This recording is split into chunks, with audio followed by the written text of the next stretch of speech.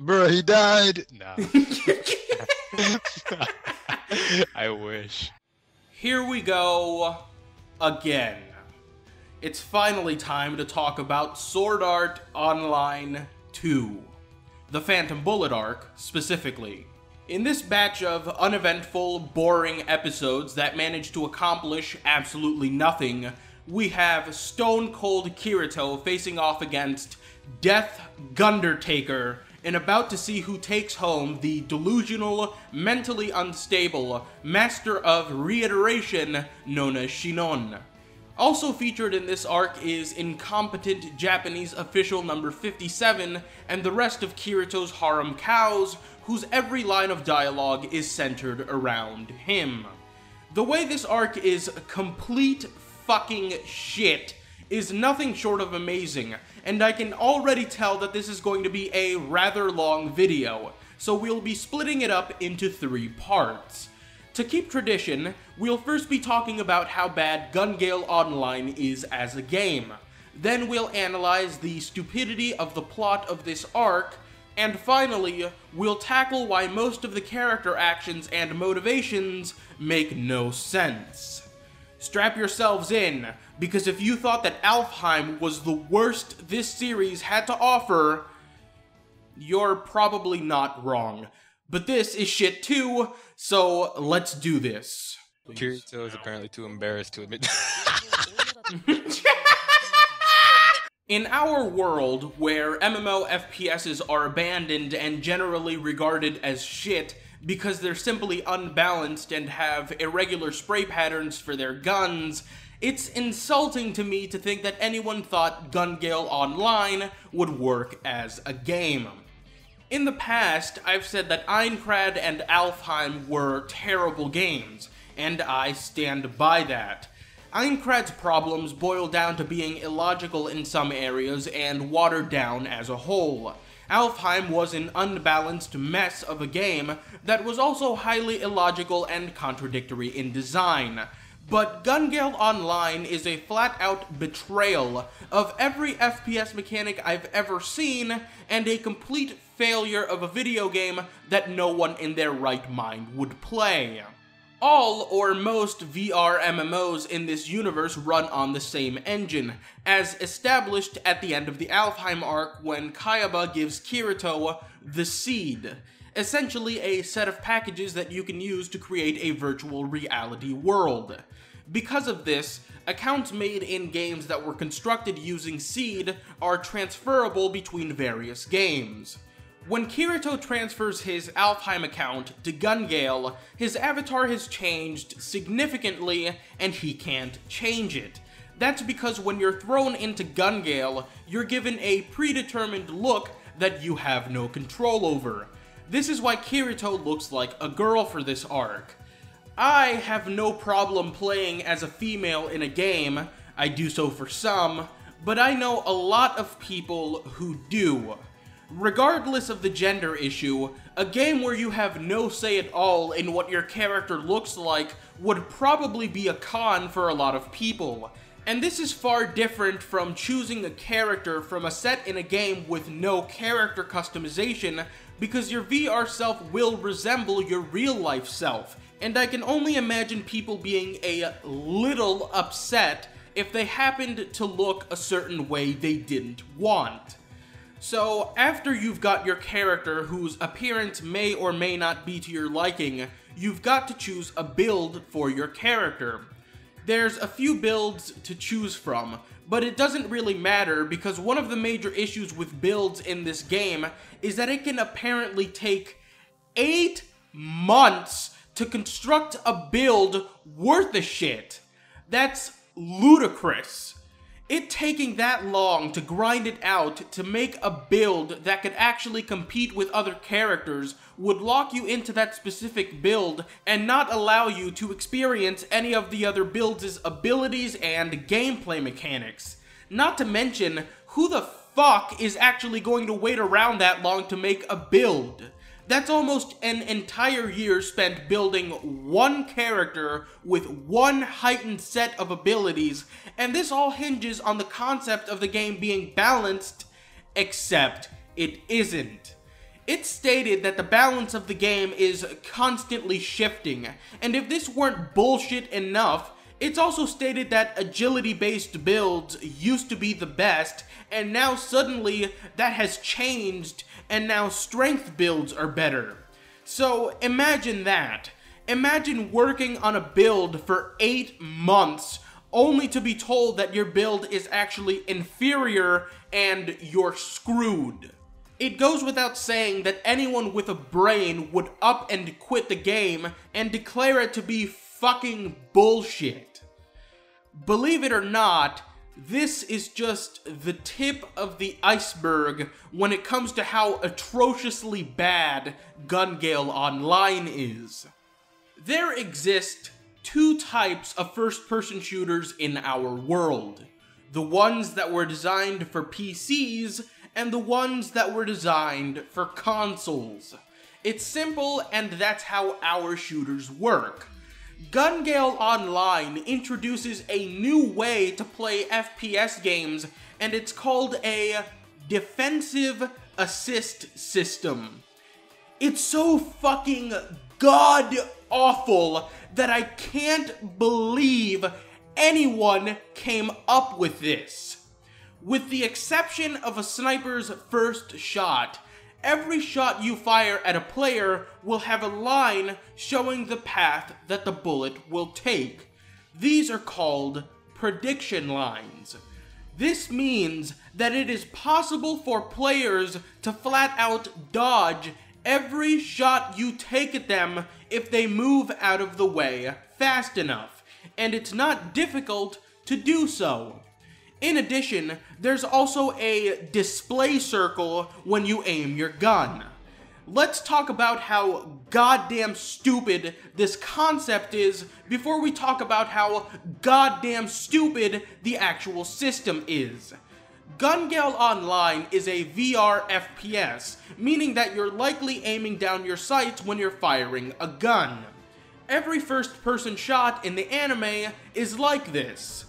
In regular games, your hipfire crosshairs are replaced with the actual sights of the gun itself, which is what you use to aim.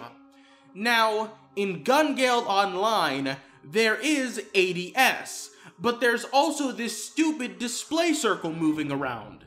What the fuck is this? Shouldn't you be able to just aim down the sight of your gun and shoot like common sense would dictate? No. Hell no! Gun Gale Online's offensive assist system works like this. The circle gets bigger and smaller. Bullets will randomly hit anywhere within this circle. You make the circle smaller by being more calm. This increases your accuracy. The higher your pulse, the lower your accuracy. What this means is that you can be aiming at something and miss just because you're not fucking calm. What? If this is the case, what the fuck is the point of aiming down your sights? There are scenarios in this anime where someone is pointing at near point blank distance at another player and they're missing because they're not calm. The circle, there's no crosshairs. That's right, there's no crosshairs. There's no crosshairs. It's just a huge circle. You can land anywhere in the circle. To recap all this horse shit, a sniper's first shot is a guaranteed hit. Every time you take a shot at another player, there's a very large chance that they will dodge it. And due to a lack of actual crosshairs in this piece of shit, your bullets will literally go anywhere randomly unless you are calm. But even then, it's not a guaranteed hit because, as I mentioned, there are prediction lines. I'm honestly so baffled that anyone came up with this system because it betrays 24 years of first-person design for a system that's fucking garbage. Who would play this game? A game where people can run up to you while you're firing an automatic weapon at them, dodge every shot, and impale you with their melee weapon. Who would play this game when a sniper's first shot is a guaranteed kill no matter what? Who would play this game when you can aim point blank at someone and miss every fucking shot because you're not calm, despite the fact that you're aiming down your sights? And I'm still not done talking about how terrible this all is. For whatever reason, laser guns in this game are far weaker than guns using live ammunition.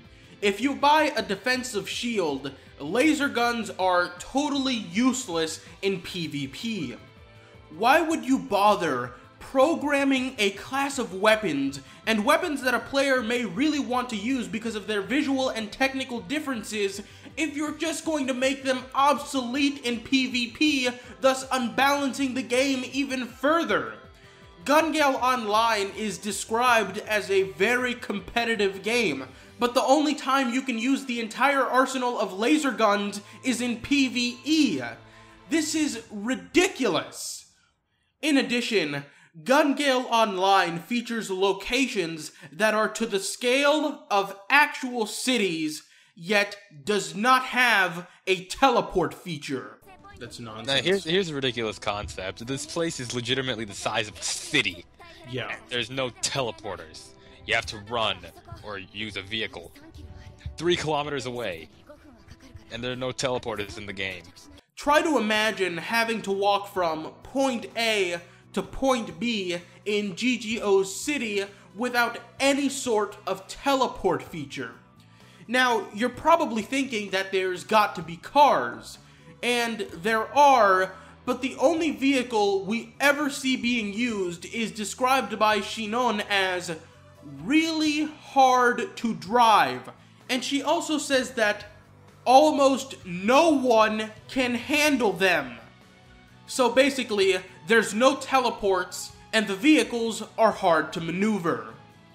This brings me to my final point, which is the Bullet of Bullets tournament held in GGO every year.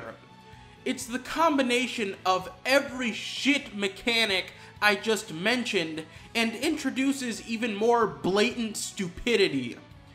Because the playing field is so large and shit overall, there's a satellite system introduced that scans all the players in intervals of 15 minutes to make sure that everyone can meet. However, if you're hiding underwater, in a cave, or using the game's optical camouflage, the satellite scan will not detect you at all. How stupid is this? If the entire point of introducing a satellite scan mechanic was to make sure that in such a large atmosphere, players would be able to fight other players, why would you allow certain elements to evade the scan? And the hiding in a cave exploit opens up another can of worms. There's many ruined buildings in the heart of the map. Could someone hide there and evade the scan? Never explained. I could go further into how incredibly unbalanced this game is, like how you're able to use optical camouflage in this game and equip paralyzing stun rounds at the same time, which practically makes you God, but I think you guys get the point.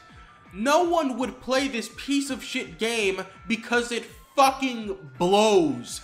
Like I said, in a world where MMO FPSs are left for dead because of one or two mechanics that bring imbalance or are just generally shitty, it's laughable to think that a garbage game like this would survive past a month or two, let alone get so many people playing it. The reason I always talk about how bad these games are is because it shows how bad the writing in the series is. The writing being so bad here that it can't even construct a semi-decent mock video game. What truly shows off how bad the writing is, however, is the plot. In this arc, Kirito is asked to collect information regarding a player in Gun Gale Online called Death Gun, who apparently has the ability to kill people in real life by killing them in-game. Keep in mind, this is his only mission, to collect information or to confirm the existence of Death Gun. This was the first major failure of the plot to me. The Japanese government is trying to regulate VR MMOs because they're dangerous, but they can't find out anything about the company who makes Gun Gale Online because their information is private. This is absurd. The entire arc could have possibly been over if the Japanese government had dug deeper and found the developer of the game, which shouldn't have been hard considering the massive amount of players within the game. Not to mention, it's not like the Japanese government would have been out of bounds. Someone legitimately died from an incident they believe to have occurred in the game.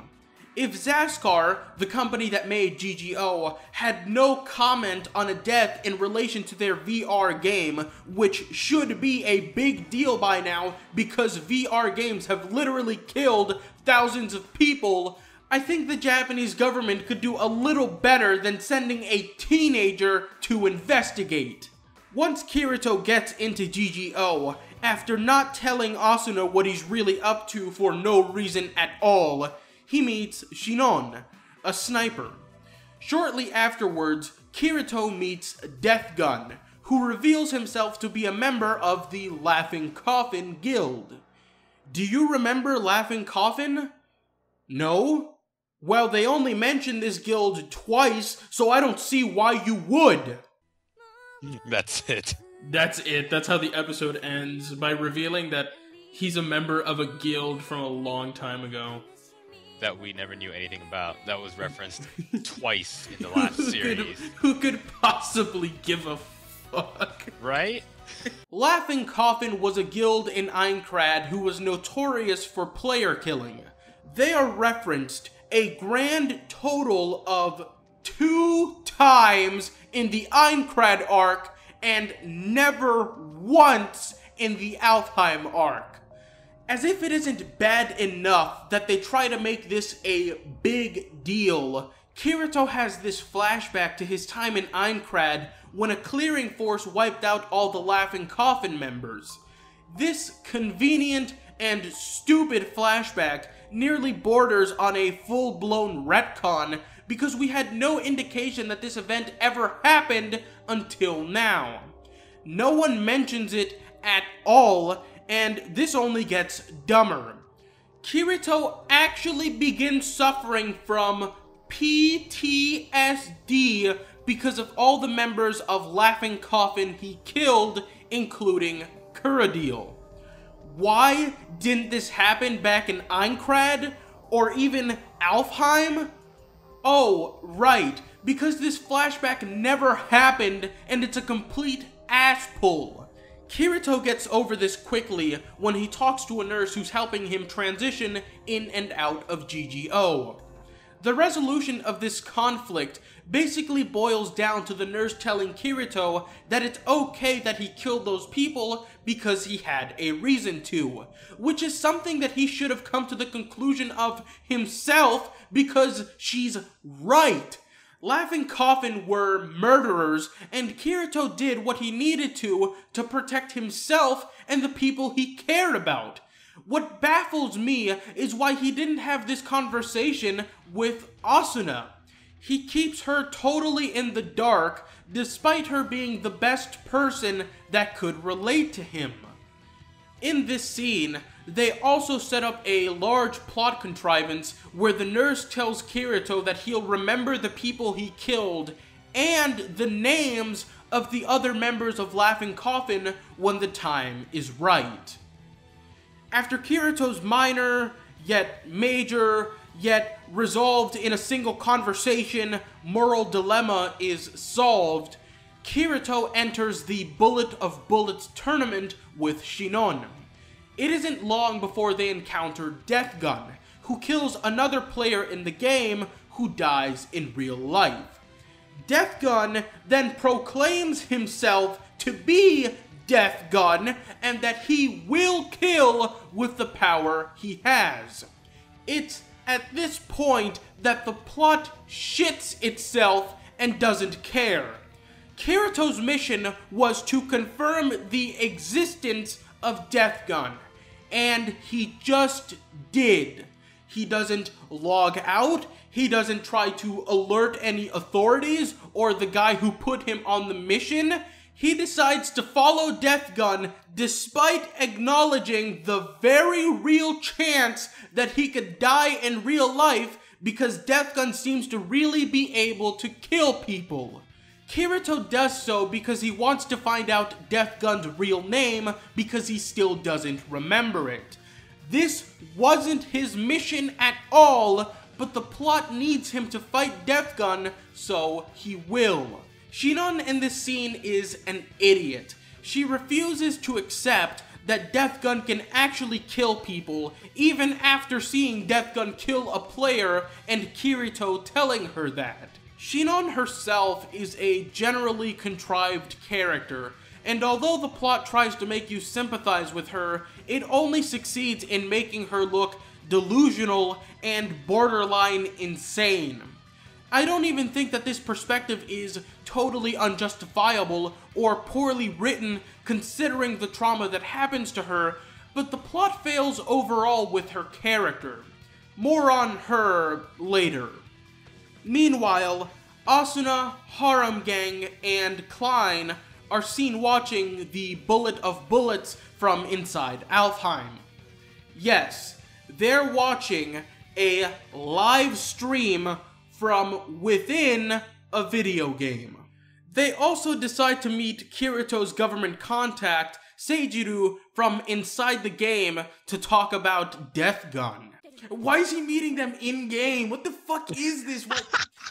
What are people, like, this is so retarded. Oh my god. As if it isn't stupid enough that all of this is being talked about in-game instead of in real life, Silica brings up a good point. Why don't they just contact the developer of Gun Gale Online to find out who Death Gun really is?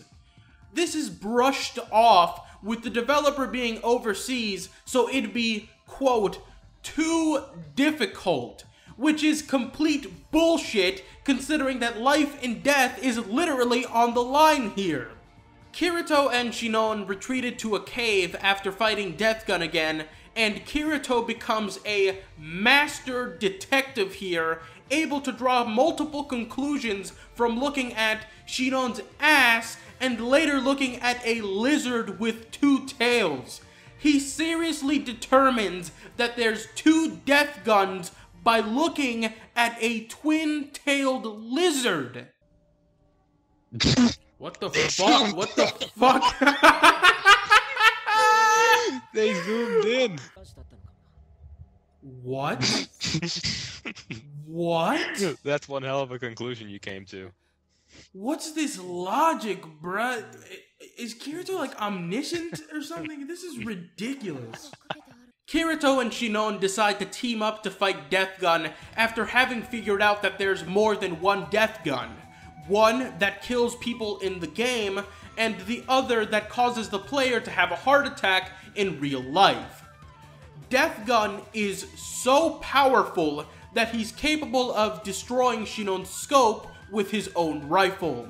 She manages to destroy his gun, and Kirito tries to surprise attack him, but again, Death Gun is so powerful that he's able to dodge Kirito's attack and stab him with a blade hidden inside his rifle. Meanwhile, Asuna goes to the hospital to check on Kirito, who has an elevated heart rate just from being in combat with Death Gun. Don't forget that. Also, in this scene, Yui changes one of the television screens in the hospital to broadcast the Bullet of Bullets. How? No idea, it's never explained. She's a hack program at this point, and it makes no sense at all. Kirito and Death Gun end up having this conversation about what it means to be a real red player. Death Gun accuses Kirito of not being a real red player because he only killed an Aincrad to survive. What he's basically saying is that he's a real killer and Kirito isn't. Then he reveals that Kirito can't remember his name from Aincrad because he never knew it to begin with. Back at the hospital, Kirito's condition is getting worse. He's now at risk of dehydration because of his fight with Death Gun. Look at that, look at that. If he's sweating this much, he's at risk of dehydration. All he's doing is trying to get a video game. Video games are serious business, bruh. He's fighting a video game and he's at risk of dehydration. How did this make it to mass market? It's the same shit. Think about how goddamn stupid this is. How many people would not be able to play games like these because of health conditions? Just from being in a fight, your heart rate can spike and you can be at risk of being dehydrated because you're sweating so much. During their fight, Kirito suddenly remembers Death Gun's name despite Death Gun never telling him. Kirito remembers a poster on a wall with his real name. Why it's taken him this long to remember is not explained. Sinon aims her rifle at Death Gun, leaving a prediction line which Kirito refers to as the Phantom Bullet. Then he cuts Death Gun in half. Kirito and Sinon are the final two competitors left and decide to grenade themselves rather than fight each other. Now, it's time to talk about Sinon. I held off because of her massive relevance to the plot and because I didn't want to muddle the overall critique of it, but it's time. Sinon's existence as a character really solidifies just how broken the plot of this arc is. As a child, Sinon shot and killed a bank robber, and she's had an extremely hard time dealing with that trauma. Bear in mind, this isn't why I called her delusional. We'll talk about that a little later as it doesn't directly relate to the plot. Sinon's entire story arc sees her trying to get over and move on from the incident she had when she was younger, but this does a large disservice to Kirito's own story arc, where he's haunted by the memory of the Laughing Coffin members he killed.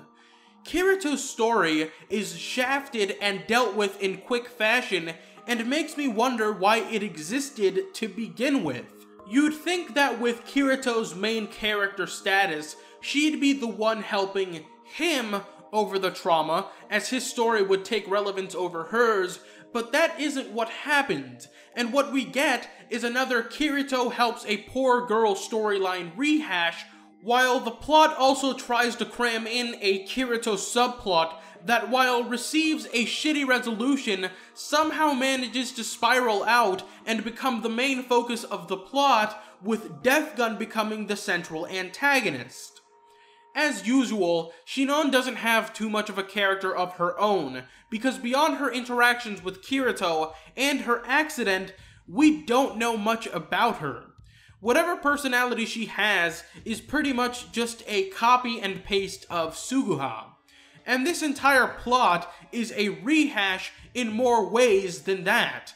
Sinon, similar to Suguha with Nagata, has a friend named Sheena Kawa who comes off as a total loser. The difference here is that Sheena Kawa is far more relevant to the plot than Nagata, as we're about to see. When Sinon exits GGO, she's visited by none other than Sheena Kawa, who professes his love for her and reveals himself to be one of the Death Guns. Sheena Kawa was a player inside of Gun Gale who fell for the stupid bullshit rumors that spread about agility builds being the best, but then it turned out that strength builds were the best and he got fucked over. This makes no sense for various reasons.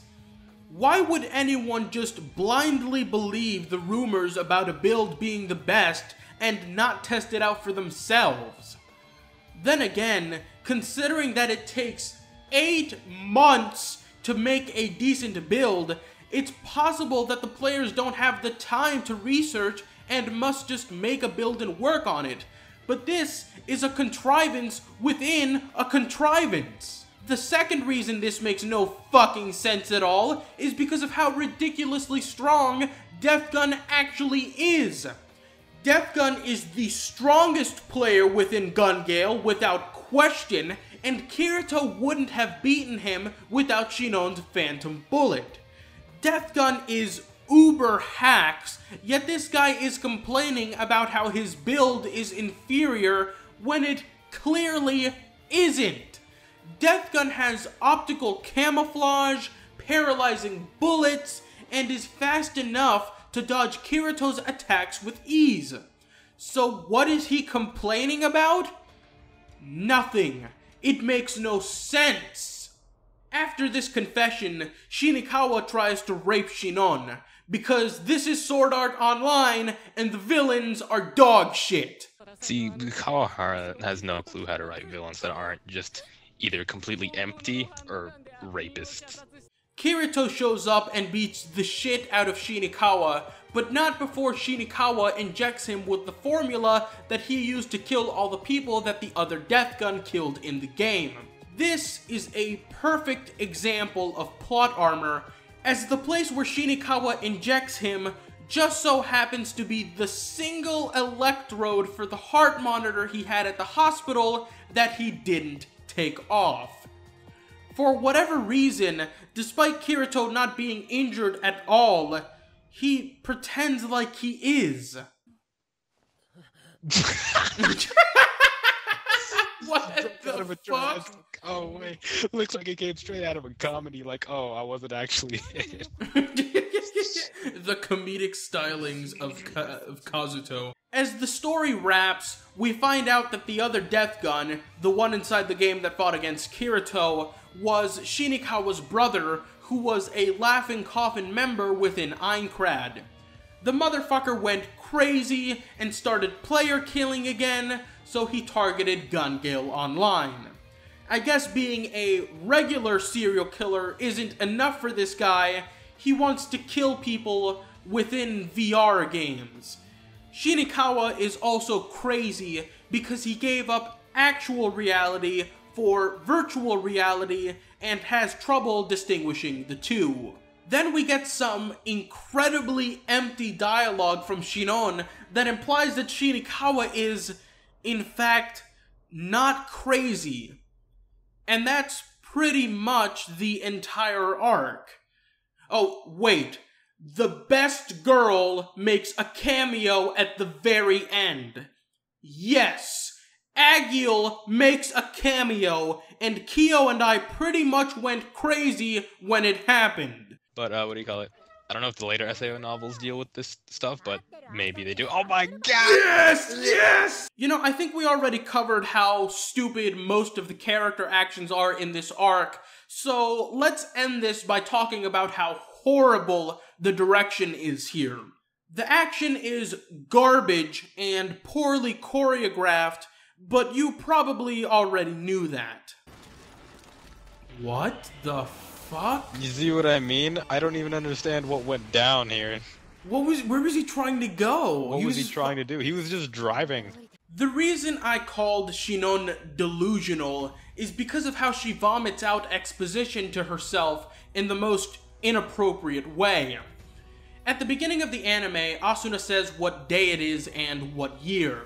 This is fine, honestly, because a lot of us do talk like this at times. We may ask ourselves what day it is, or wonder how close we are to a specific day. I don't have a problem with this because it's natural. What I do have a problem with is all the shit that Sinon says. There's no reason for her to be thinking most of the things she does. Who is she communicating this information to? Herself? She already knows all of this. It's like she's telling herself her own life story. Obviously, this is to inform the audience, but in universe, there's no reason for it and makes her look crazy. They do this a lot with her, as they spend an entire episode with her reiterating a bunch of shit that we already know. While there seems to be a natural flow of time here, there's instances in this arc where you can't tell what the fuck is going on. Like in the scene where Kirito is talking to Suguha, then it cuts to Kirito talking to Asuna, and back to Kirito and Suguha. Was him talking to Asuna a flashback? Was it a jump cut into the future? It sort of just defaults into a flashback because the scene ends with Kirito and Suguha, but it's not ever made clear. Speaking of flashbacks, the scene where Kirito wipes out the Laughing Coffin members is terrible. Not only is everyone frozen while Kirito fights, but there's a scene where 3 members of the clearing force take on one Laughing Coffin member who's on like 1% health. They have the advantage, but then the Laughing Coffin member shows his insane face and they shit themselves for no reason at all, allowing themselves to be killed. The biggest directional fuck up to me is this whole hearing mechanic bullshit that they introduced right after the offensive and defensive assist systems. So, after introducing these systems, Kirito gets into a fight with someone. Instead of using these systems from the get-go, he closes his eyes and starts super hearing every movement that the other guy is making. What is this mechanic? Who knows, because it's never explained and shits all over the 2 previous mechanics introduced if hunting someone is truly this easy. They also introduce a mechanic later on where Sinon can zoom into battles using only her eyes. This is not explained either. And why bother explaining it? This series clearly doesn't give a fuck about logic or reason, as evidenced by everything we've just covered. The Phantom Bullet arc is such a fucking mess that I think by the end of it, Kyo and I had lost our damn minds and were going hysterical. I'll be honest and say that I don't think Phantom Bullet is worse than Alfheim, but that's not saying much. This arc is still horrendous, and that's surprising because barely anything happened. It only has 3 major characters and 1 conflict, but SAO's incompetence is such that it can't even handle that without shitting itself entirely. And for that reason, the Phantom Bullet arc of Sword Art Online 2 gets the final rating of Rest in Piss.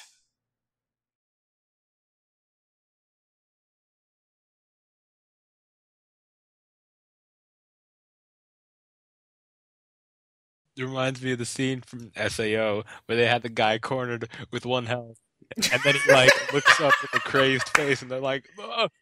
One guy just backs down because he's so afraid. I'm like, bro, you can finger flick him and he's dead.